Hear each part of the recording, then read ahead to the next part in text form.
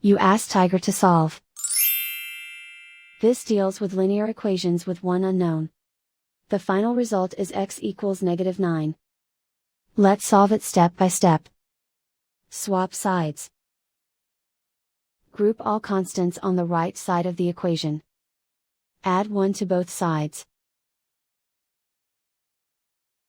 Simplify the arithmetic.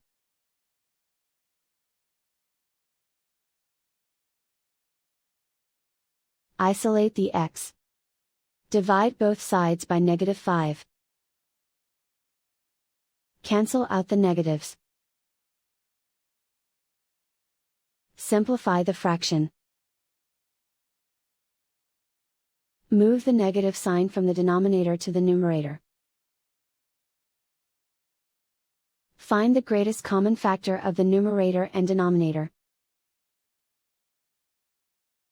Factor out and cancel the greatest common factor.